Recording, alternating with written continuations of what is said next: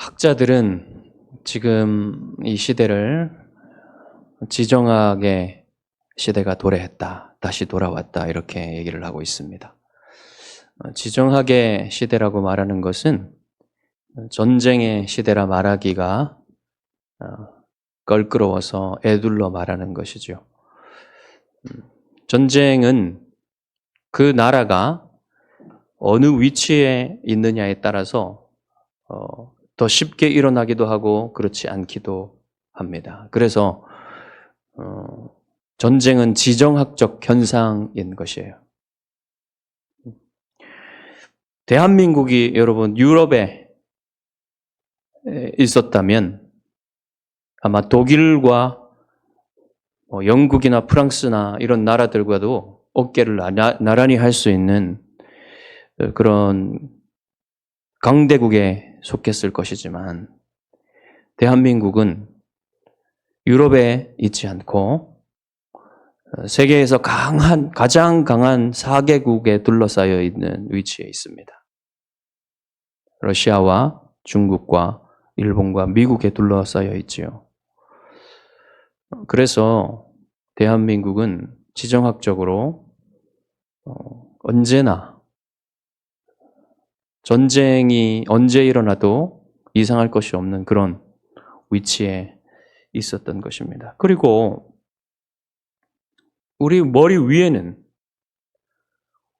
세계에서 가장 호전적이고 모든 역량을 다 무기를 만들고 전쟁을 준비하는 데 쏟아붓는 동족이지만 우리의 주적이라 할 수 있는 그러한 나라를 머리 위에 이고 있는 그런 상황이지요. 그러니 우리나라야말로 지정학적인 위기에 그 어느 때보다도 지금 그렇게 놓여 있다 이렇게 말할 수 있을 것입니다. 자, 우리에게 지금 다가온 이 지정학적인 위기는 미국의 어느 정도 쇠퇴와 중국의 부상에 그 원인이 있다 할 수가 있어요. 중국과 미국 상대가 되지 않았었죠. 그런데 미국이 이제 냉전 시대에 러시아가 미국의 가장 큰 위협이었기 때문에 러시아를 봉쇄하기 위해서 미국은 중국과 손을 잡았어요. 등소평 시절에. 그래서 중국이 미국의 값싼 물건을 이렇게 생산해가지고 싸게 팔 수 있는 길을 열어 두었고, 그래서 중국이 급속도로 경제 성장을 하게 되지요. 그런데 그 경제 성장 속도가 너무 빨랐습니다. 너무 빠르게 크다 보니까 이제는 러시아가 가장 큰 위협이 아니라 중국이 가장 큰 위협으로 등장한 거예요. 물론 중국이 현재 상태에서 모든 그 항공모함과 첨단 무기를 가지고 전 세계의 바다에 항공모함을 보내서 그 힘을 전 세계로 투사할 수 있는 미국처럼 그렇게 힘을 쓸 수 있는 나라는 아닙니다. 그렇지만 중국이 위험한 것은 무엇이냐면 이 동아시아와 동남아시아에 자기의 이익을 지키기 위해서 자기의 힘을 투사할 정도는 될 수 있다는 거예요. 그래서 지금 중국은 항공모함 전단의 힘을 키우고 있습니다. 왜 그러냐면 대만을 완전히 정복하고 그 다음에 남중국해를 자기의 손안에 넣기 위해서. 그렇게 되면 미국의 힘을 서태평양에서는 몰아낼 수 있기 때문에 지금 그 일을 중국이 하고 있는 것이죠.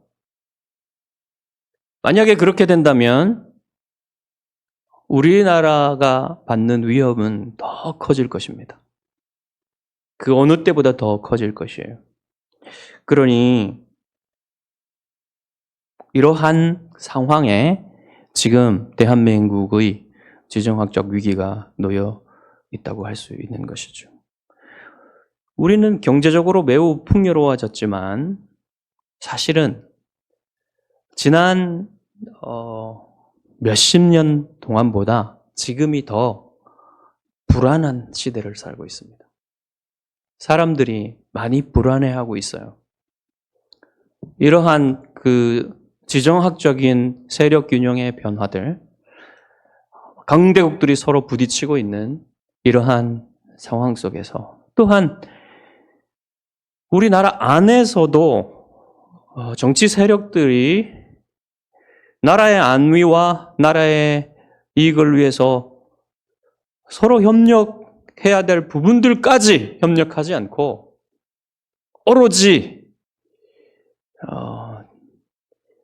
싸워서 아무것도 서로 남지 않는 그런 제로섬 게임을 하는 것처럼 그렇게 싸우고 있는 모습을 보이고 있으니 국민은 더욱더 불안합니다. 정말 불안한 시대이지요. 불안하면 두렵고 잠잠하지 못해요. 마음이 잠잠히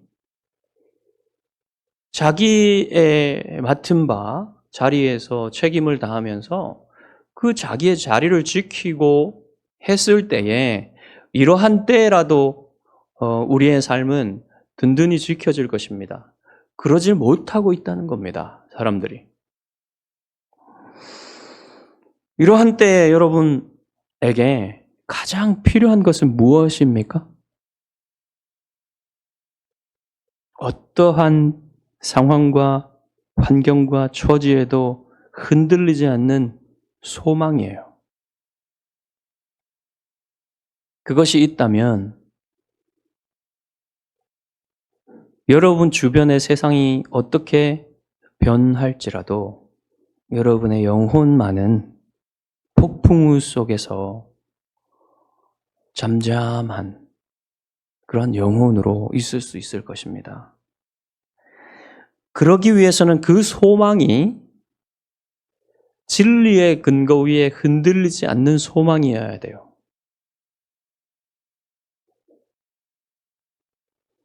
거짓이 전혀 없으신 우리 주님이 약속하신 소망이라면 그렇지 않겠죠?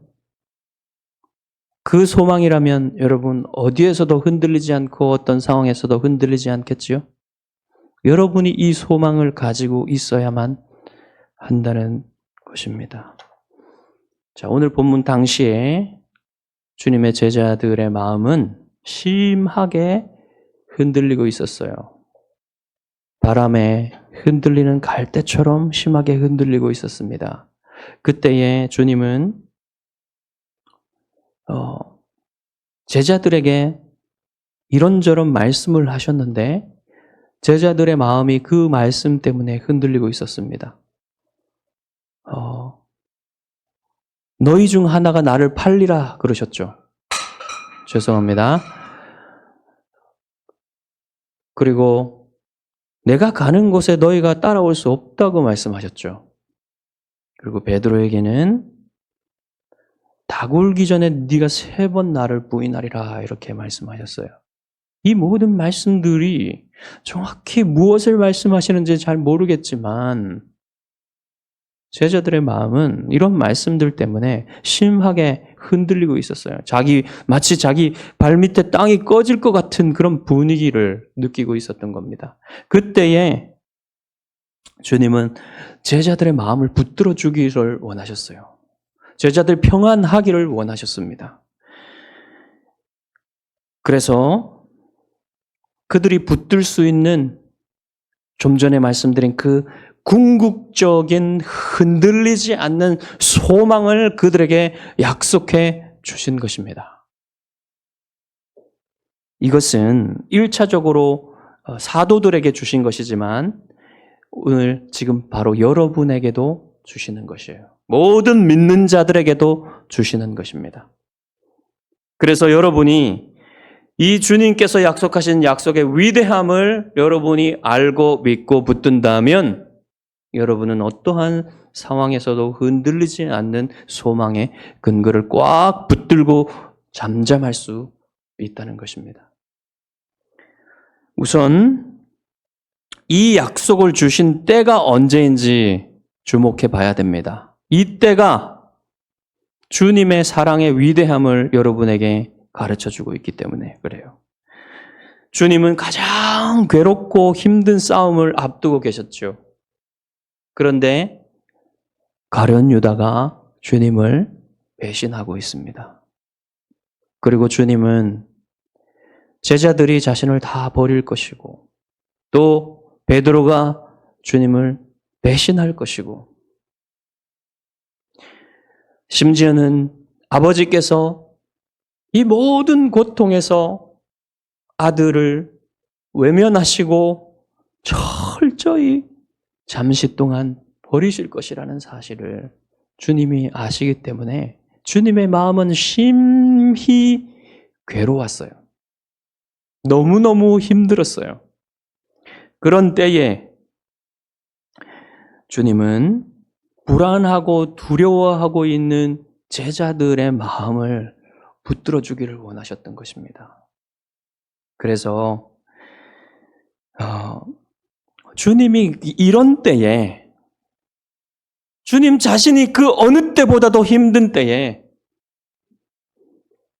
그때조차도 제자들의 이렇게 정말 흔들리지 않을 그러한 위안의 말씀, 그런 위로의 말씀, 그런 소망의 말씀을 약속하고 계신다는 사실. 여러분에게 그것이 무엇을 말하고 있습니까?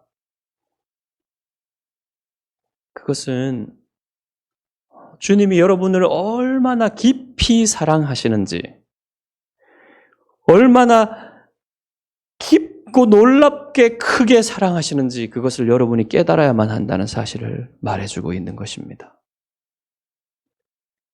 그리고 주님이 약속하시는 그 약속들이 이러한 주님의 크고 깊은 사랑에서 나왔다는 사실을 여러분이 아시는 것이 여러분에게 이 말씀이 큰 위안, 흔들리지 않는 위안이 된다는 사실을 더욱 견고하게 만들어주는 거예요. 이제 주님이 무슨 말씀으로 제자들의 마음을 붙드셨는지 한번 보십시오. 너희는 마음에 근심하지 말라. 하나님을 믿으니 또 나를 믿으라.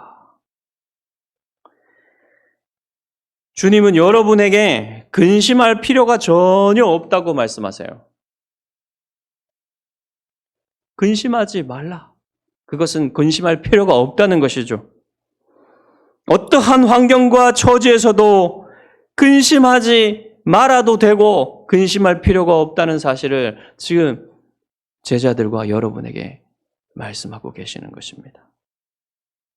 그런데 여러분이 근심할 필요가 없다고 하시는데 그러면 어떻게 근심하지 않을 수 있는가? 그 방법이 있을 거 아닙니까? 그 방법을 주님 뭐라고 하셨습니까? 여러분, 예수님이 여러분에게 많은 얘기를 하지 않으셨어요.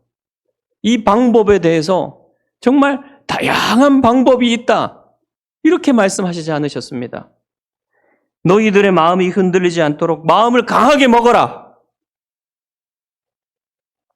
너희들의 마음을 둘 수 있는 든든한 것을 너희가 찾아라.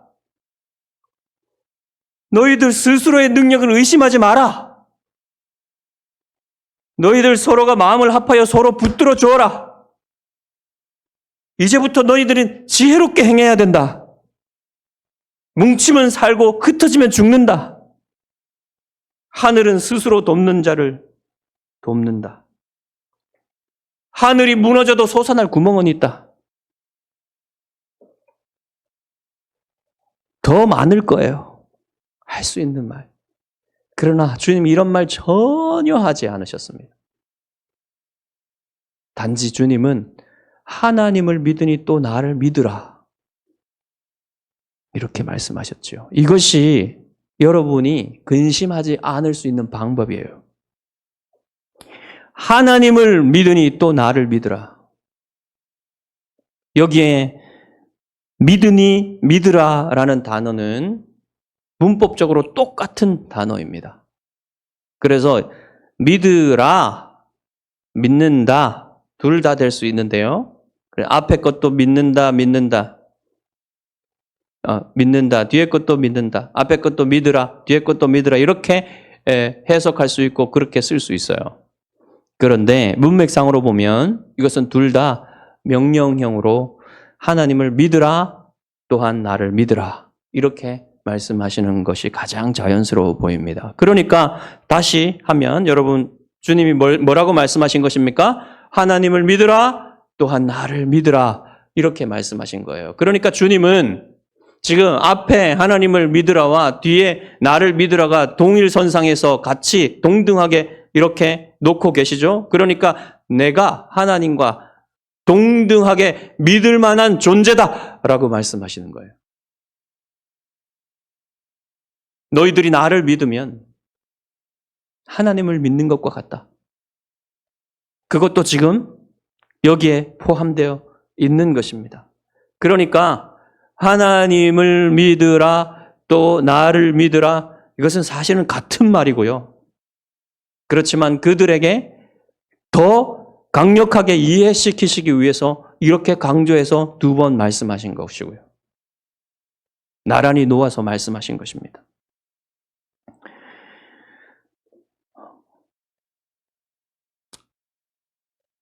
이 불안정한 세상에서 여러분이 평안하고 이리저리 흔들리지 않을 수 있는 방법은 주 예수 그리스도를 믿는 방법밖에는 없다고 지금 주님이 말씀하고 계시는 것입니다. 다른 그 무엇도 여러분에게 평안함과 잠잠한 마음을 줄 수가 없어요. 오직 주 예수 그리스도를 믿는 믿음, 그거 밖에 여러분에게 온전한 잠잠함, 평안함, 그것을 줄 수 있는 것이 없단 말입니다. 여러분, 이 세상에 사건과 사고가 얼마나 많이 일어납니까? 얼마 전에 여러분 정말 가슴 아픈 일들이 있었죠. 지금 미국에서도 엄청난 산불로 인해서 LA에 큰 슬픔이 전해지고 있습니다.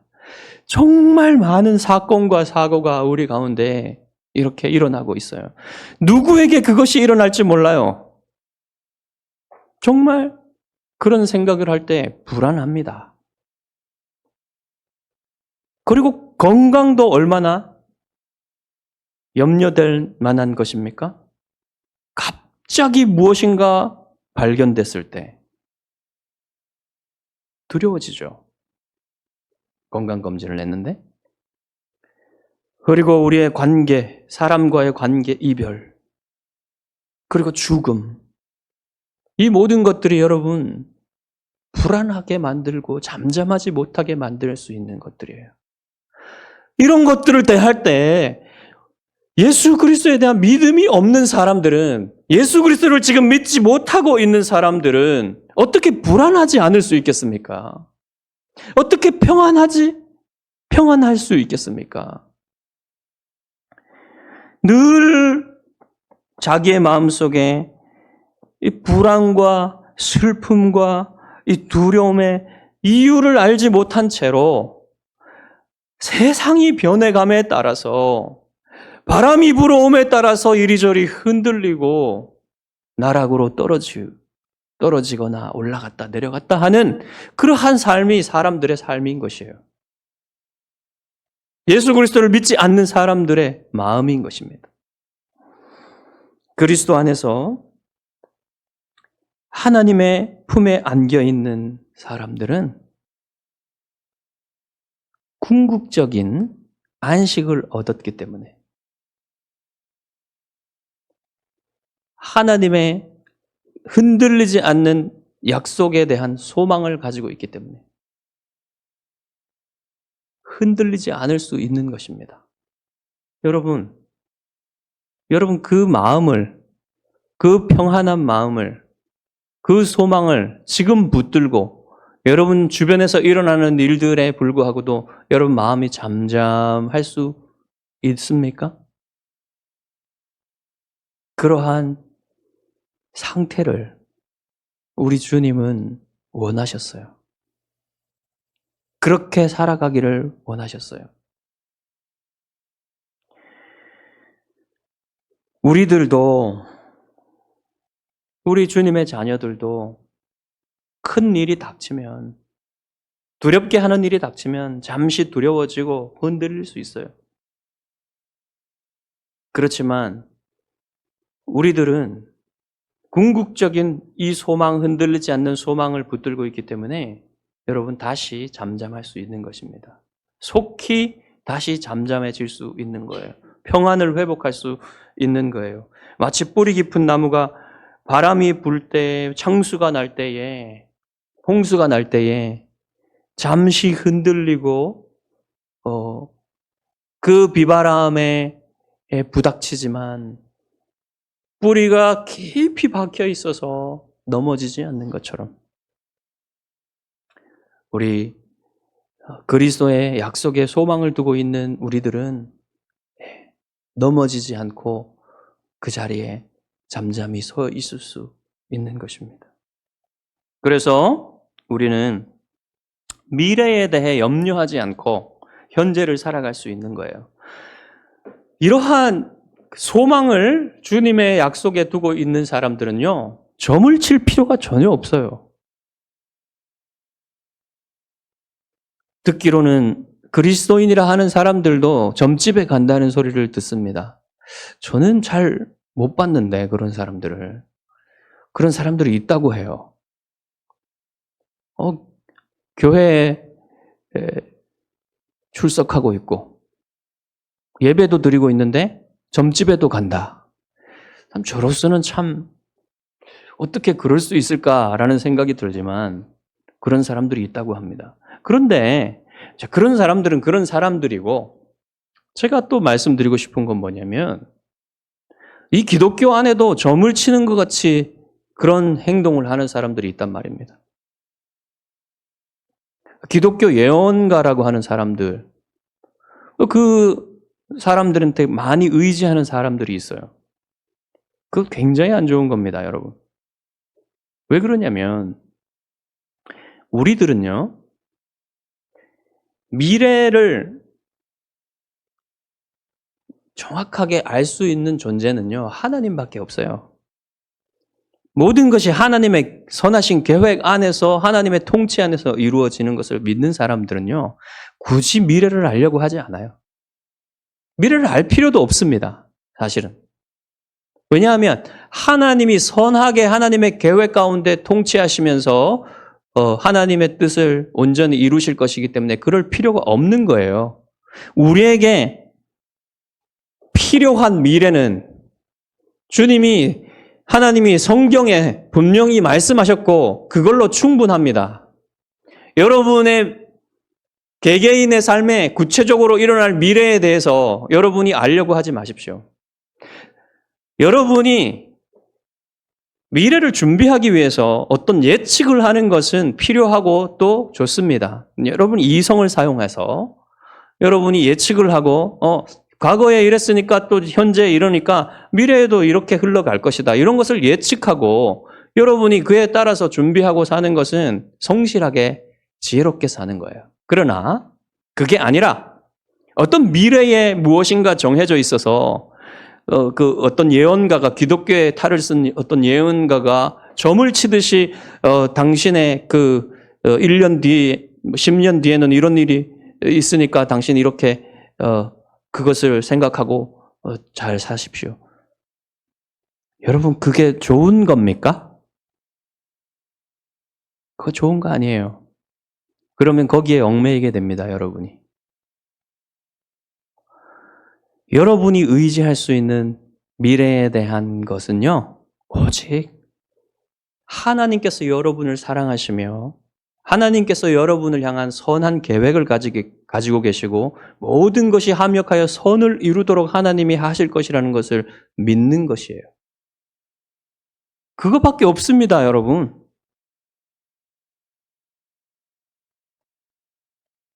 그런데 왜 자꾸 기독교인들이 기독교 예언가라는 사람들을 찾아가서 뭔가를 들으려고 하는 겁니까? 그거는요, 믿음이 없는 모습이에요.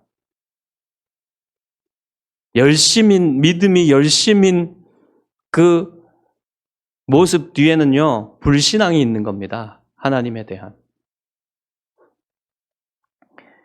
자, 다음으로 주님은 주님을 믿으면 근심할 필요가 없는 궁극적인 이유를 알려주세요. 내 아버지 집에 거할 곳이 많도다. 그렇지 않으면 너희에게 일렀으리라. 내가 너희를 위하여 거처를 예비하러 가노니 가서 너희를 위하여 거처를 예비하면 내가 다시 와서 너희를 내게로 영접하여 나 있는 곳에 너희도 있게 하리라. 내가 어디로 가는지 그 길을 너희가 아느니라. 주님이 약속하시는 것은 두 가지고요. 또 세 가지를 말씀하셨는데 한 가지는 주님 자신에 관한 것입니다. 자, 두 가지 약속하신 것은 무엇이냐면 주님이 뭐라고 약속하십니까? 내 아버지 집에 너희가 거할 곳이 많다. 이렇게. 이것은 약속이기도 하고 또한 그 진리를 그들에게 가르쳐 주시는 것이기도 합니다. 그리고 두 번째는 뭡니까? 내가 갈 것인데 내가 가서 너희들의 거처를 예비하겠다, 준비하겠다. 그리고 준비가 다 되면 너희에게 다시 와서 너희들을 내게로 영접하여 나 있는 곳에 너희도 있게 하리라. 그러니까 아버지의 집에 너희들을 데려가겠다시는 거죠. 그리고 세 번째 것은 내가 가는 길을 너희가 안다고 말씀하세요. 내가 가는 길을 너희가 안다. 이것은 어떤 그 진리를 얘기해 주시는 거죠. 자신에 관한. 이게 자신에 관한 진리라는 것은 이따가 좀 더 말씀을 드리겠습니다. 처음 이 말씀을 듣는 제자들은요, 이게 무슨 말인지 몰랐어요. 근데 우리는 알죠, 여러분. 우리는 무슨 말씀 하시는 것인지 알아요. 천국에 대해서 얘기하시는 거고요. 재림에 대해서 얘기하는 거고요. 그리고 주님 자신에 대해서 얘기하고 계신다는 사실을 우리는 이 성경 말씀을 알고 있기 때문에 알고 있지만 제자들은 모르기 때문에 도마는 이것을 이제 제자들도 다 이해하지 못했지만 좀 도마가 나서가지고 이제 질문을 하게 돼요. 이건 나중에 살펴보겠습니다. 먼저 우리가 두 가지 천국과 재림에 대해서 먼저 살펴볼 텐데요. 먼저 주님은 천국의 거처를 뭐라고 말씀하셨어요? 아버지의 집에 거할 곳이라고. 아버지의 집에 있는 거할 곳이라고 말씀을 하셨어요. 자, 보시면 천국을 주님이 아버지의 집이라고 말씀하시죠? 아버지의 집이라는 것은 보다 친밀한 어떤 곳이에요. 친밀함을 얘기해 주는, 가족이 모이는 그곳이 집이잖아요. 그러니까 우리와 하나님과의 관계는 가족의 관계란 말입니다. 그곳에 거할 곳이 있다는 사실은 그 아버지의 집 안에 우리들을 위한 어떤 방이 있다는 얘기겠죠. 각각의 방이 있다는 얘기겠죠. 그러니까 하나님은 우리를 천국으로 부르실 때 우리를 가족으로 부르셔서 친밀한 관계 속에서 하나님과 사랑을 누리도록 하는 그런 천국을 준비하고 계시다는 사실을 주님이 말씀하시고 계시는 것이고요. 또한 각자의 방이 있다는 겁니다. 이게 무슨 말입니까? 물리적으로 각자의 방을 지금 비유적으로 얘기하는 거기 때문에 그렇다기보다는 그런 것도 물론 있을 겁니다. 하지만 이 각자의 방을 준비하신다, 거처를 준비하신다라는 것은 무슨 얘기를 우리에게 전해줄 수 있냐면 한 사람 한 사람이 모두 소중하게 다뤄진다는 거예요. 천국에서. 여러분 한 사람 한 사람이, 하나님의 자녀 한 사람 한 사람이 위대한 영광스러운 가치를 지니고, 하나님께서 한 사람 한 사람을, 주님께서 한 사람 한 사람을 소중히 여기신다는 사실을 이 말씀이 전해주고 있는 겁니다. 여러분, 이 세상에서는 어떻습니까? 사람의 가치가 물질과 돈보다도 못한 가치로 여겨지는 일이 얼마나 많습니까? 하지만 천국에서는 그런 일이 전혀 없어요. 천국에서는 여러분 한 사람 한 사람이 존귀한 사람이 되어서, 존귀한 존재여서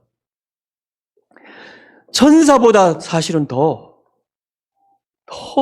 존귀한 자들로 받아들여지는 거예요. 왜 그렇습니까? 천사들은 종들로 불리지만 여러분들은 자녀로 불립니다.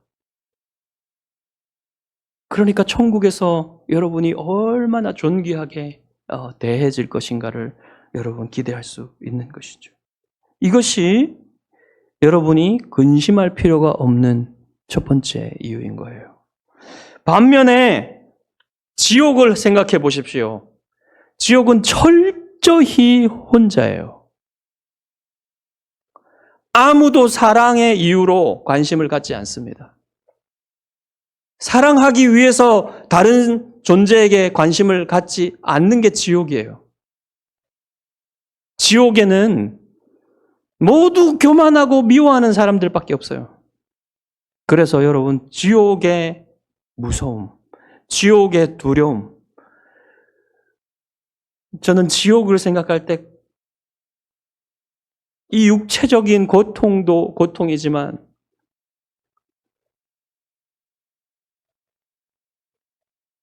우리가 이 세상에서 고통스러움을 경험할 때 여러분 무엇 때문에 고통스럽습니까? 사람이 교만하고 미움이 가득 차고 그런 사람들을 만날 때에 얼마나 고통스럽습니까? 그런데 지옥은요, 그 교만함과 미움이 극도로 발휘되는 곳이에요. 그래서요, 아무도 사랑을 나눌 수가 없는 곳입니다. 철저히 고립되어서 외로운 곳이고 모두가 미워하기 때문에 엄청나게 고통스러운 곳이에요. 그런 곳이 지옥입니다. 이런 곳을 기다리고 있기 때문에, 그런 죽음 이후의 것을 기다리고 있기 때문에 그것을 정확하게 알지 못해도 사람들은 두려운 거예요. 불안한 겁니다. 근심할 필요가 없는 두 번째 이유는 주님이 재림하셔서 여러분을 천국으로 이끄실 것이기 때문에. 주님은 불경건하고 불의한 이 세상에 다시 오셔서 이 세상을 심판하실 것이에요. 그때에 주님이 온 우주의 왕이시라는 사실을 모든 눈이 보게 될 것입니다. 그때에 하나님을 대적한 사람들은 얼마나 두려울까요? 주님을 믿고 따르고 자신이 주님과 함께 고난받았던 사람들은 두려워할 일이 전혀 없어요. 주님이 자신이 그들을 영접하실 것이기 때문에 천국으로. 그렇지만 하나님을 대적하고 입으로 무시하고 욕했던 사람들, 이런 사람들은 얼마나 두렵겠습니까? 정말 온 몸이 떨리고 하나님의 그 두려우신 심판의 모습을 볼 수가 없어서 머리를 땅에 쳐박고 이를 갈며 이가 덜덜 떨리면서 살려달라고 용서해달라고 빌지만 그때는 이미 늦은 것입니다.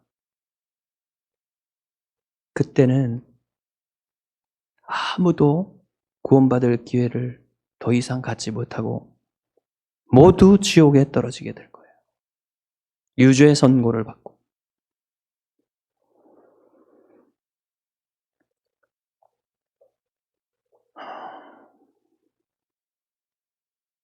그러니까 죽음 이후에 이러한 것이 있다고 말하는 그 기독교인들의 전도에, 그 선포에 어느 누가 여러분 그것을 제정신으로 그것을 듣고 정말 제정신으로 그것을 들으면 두 반응이 극단적으로 나오지 않겠습니까? 하나는 굉장히 대적하고 미워하든지, 하나는 정말 그것을 제정신으로 듣는다면 두려움에 회개하고 믿어야 하지 않겠어요?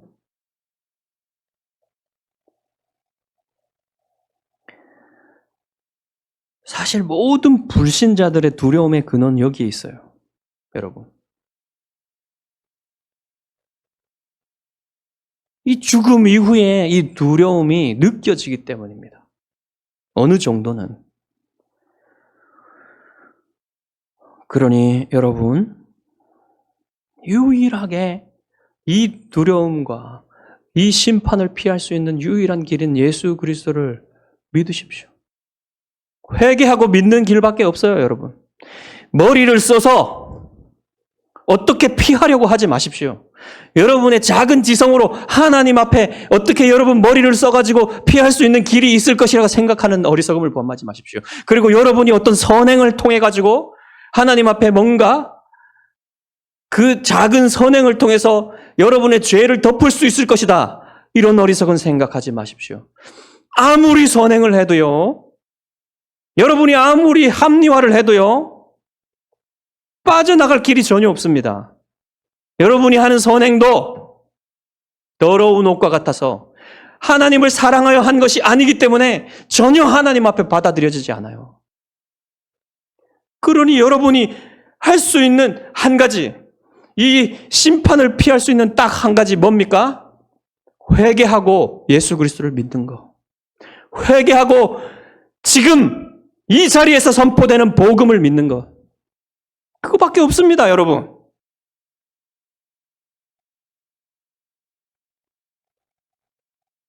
다른 길을 찾지 마십시오. 다른 길은 없어요.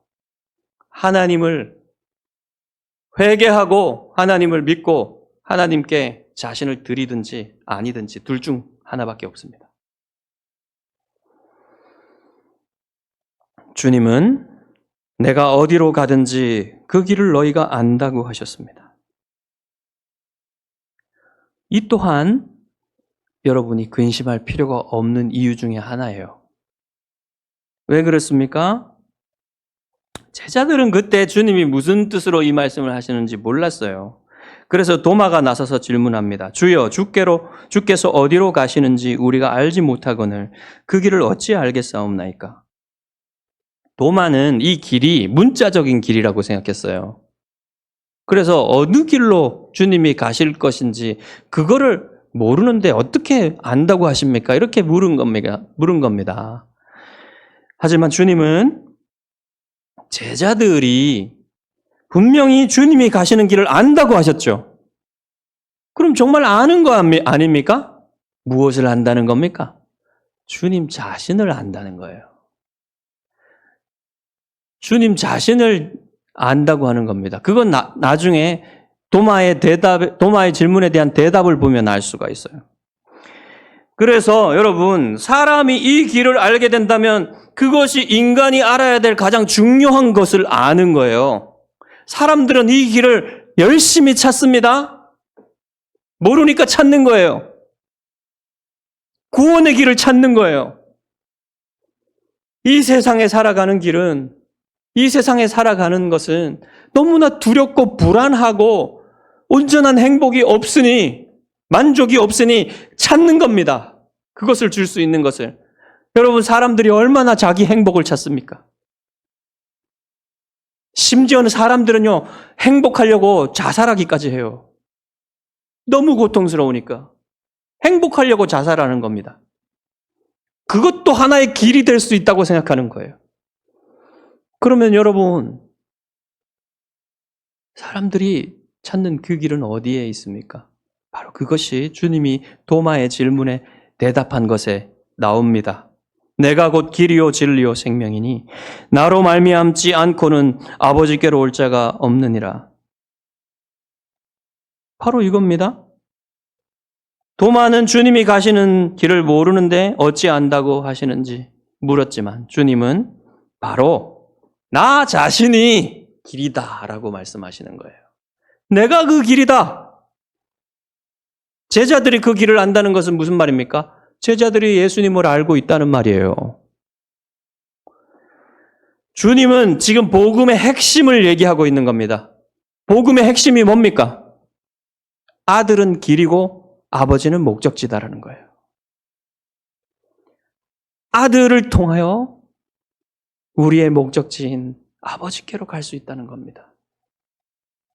오직 예수 그리스도를 믿는 그 길을 통하여 우리의 영원한 안식이고 우리의 영원한 천국이며 우리의 영원한 행복인 아버지를 만나고 아버지와 함께 사는 그 목적지에 도달할 수 있다는 것이 여러분 복음의 핵심이 아니고 무엇이겠습니까? 그것을 지금 주님이 말씀하고 계시는 거예요. 왜 그런지도 말씀해 주십니다. 주님은 나는 길이요 진리요 생명이니라고 말씀하셨죠? 주님은 지금 길이 어디냐고 우리 모르는데 말씀해 달라고 말씀해 주신 물은 도마의 질문에 대답을 하셨기 때문에 그 길을 주로 얘기하셨는데 그 길은 왜 내가 그 유일한 길이냐 주님이 말씀하셨는데 왜 그러냐 왜 내가 유일한 길이냐 이것을 설명해 주고 계시는 겁니다. 그것은 바로 나는 진리이고 생명이기 때문이다라고 말씀하신 거예요. 주님이 진리인 이유는 무엇입니까? 아들은 아버지를 보여주는 궁극적인 자기 계시이기 때문에 아들은 진리인 거예요. 아들이 또한 생명인 이유는 그 자신이 하나님이 가지고 계신 생명을 동일하게 가지고 계시며 그 자신이 부활의 주님이시며 또한 부활을 주시는 분, 생명을 주시는 분이시기 때문에 그분이 바로 생명이란 말입니다. 아들이 생명이란 말입니다. 그러니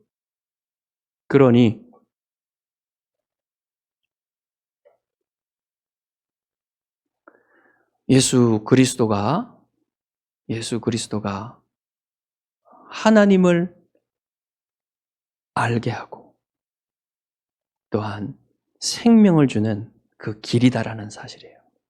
그것을 주님이 지금 말씀하신 것입니다. 여러분이 그것을 믿고 안다면 여러분은 두려워할 필요가 없어요. 이것이 여러분에게 가장 큰 위안입니다. 이 위안을 가지고 있지 못한 사람들은 어떤 위로로도 그 불안함과 두려움을 떨쳐낼 수 없어요. 그러니 모든 믿지 않는 사람들이 불안한 것입니다. 두려운 것입니다. 슬픈 것입니다. 여러분이 지금 이 자리에서 아버지께로 가는 길이신 예수 그리스도를 알고 믿고 있다면 여러분은 두려워할 필요가 전혀 없어요. 여러분 근심할 필요가 전혀 없습니다. 너희는 마음에 근심하지 말라는 주님의 말씀이 여러분에게 이루어지고 있는 것입니다.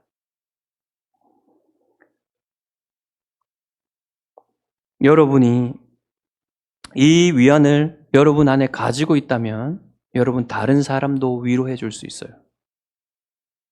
그 위안이 여러분에게 없다면 다른 사람은 궁극적으로 위로할 수 없습니다.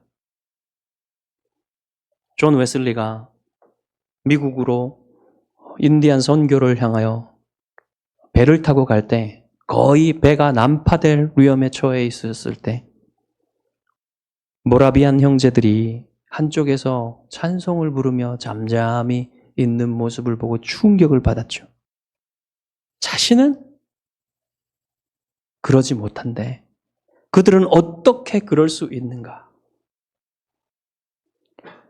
그렇듯이 여러분, 이 세상의 수많은 사건, 사고들과 두려움과 슬픔 속에서도 그렇지 않은 잠잠한 평안한 여러분들의 그 모습을 볼 때 사람들은 여러분에게 그 소망의 이유를 물어볼 것이에요. 그때 여러분, 그 소망의 이유를 그들에게 여러분이 전달할 수 있는 사람이 되기를 바랍니다. 여러분 안에 그 소망이 든든하게 있어서 정말로 어떠한 변화에도 처지에도 환경에도 그 소망 붙들고 평안을 유지하며 하나님을 찬양하며 또 다른 사람들에게 이것을 알지 못하는 사람들에게 그 소망의 이유를 증거할 수 있는 여러분 되시기를 주님의 이름으로 축복합니다. 기도하겠습니다.